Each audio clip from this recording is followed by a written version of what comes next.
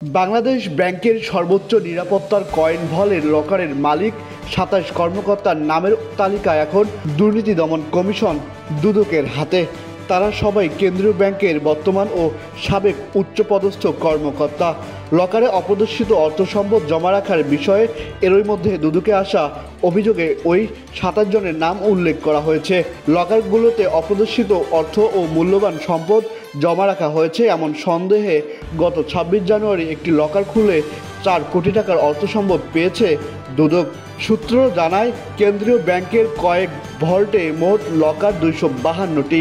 এর মধ্যে একটি লকার খোলা হয়েছে, বাকি ২৫১টি লকার পর্যায়ক্রমে খোলার পরিকল্পনা রয়েছে দুদকের। আদালতের অনুমতি নিয়ে গত ২৬ জানুয়ারি দুদক প্রথম একটি লকার খুলতে গেলে বাংলাদেশ ব্যাংকের সংশ্লিষ্ট কর্মকর্তারা দুদক কর্মকর্তাদের সঙ্গে নেতিবাচক আচরণ করেছেন এমন একটি অভিযোগ এরই মধ্যে দুদক চেয়ারম্যানকে অবহিত করা হয়েছে।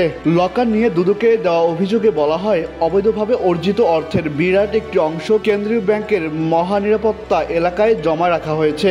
কোনো ধরনের ফি ছাড়াই বাংলাদেশ ব্যাংকের কর্মচারীরা লকারে ২০ বছরের জন্য অর্থ সম্পদ জমা রাখার সুযোগ পাচ্ছেন। দেশের অন্য বাণিজ্যিক ব্যাংকের লকারে উচ্চ মূল্যের ফি পরিশোধ করে মূল্যবান সম্পদ ও বিদেশি মুদ্রা জমা রাখার সুযোগ পান সংশ্লিষ্ট গ্রাহকরা। দুদকে দেওয়া অভিযোগে লকার মালিক যে ২৭ কর্মকর্তার নাম উল্লেখ করা হয়েছে তারা হলেন বাংলাদেশ ব্যাংকের পরিচালক মোহাম্মদ রাজীব আলী, লুৎফে আরা বেগম, প্রদীপ রঞ্জন দেবনাথ, মোহাম্মদ এনামুল করিম খান, মোহাম্মদ সাজ্জাদ হোসেন খান, ইশতেকামাল হোসাইন, একেএম কামরুজ্জামান সহ আরও অনেকেই। এছাড়াও লকার মালিক সাবেক ৪ কর্মকর্তা হলেন সাবেক ডেপুটি গভর্নর আহমেদ জামাল, সাবেক নির্বাহী পরিচালক অসীম কুমার দাশগুপ্ত, মোহাম্মদ মাসুম কামাল ভূঁইয়া ও শুভঙ্কর সাহা। বাকি ২২৪ জনের নাম এখনও জানা যায়নি। নাম প্রকাশে অনিচ্ছুক দুদকের উচ্চপদস্থ কর্মকর্তা গণমাধ্যমে বলেন, আদালতের আদেশ নিয়ে বাংলাদেশ ব্যাংকের সাবেক ডেপুটি গভর্নর শ্বেতাংশু কুমার সুর চৌধুরীর নামের লকার খুলতে গেলে বাংলাদেশ ব্যাংকের দায়িত্বশীল কর্মকর্তারা অসহযোগিতা ও অহেতুক সময়ক্ষেপণ করেন।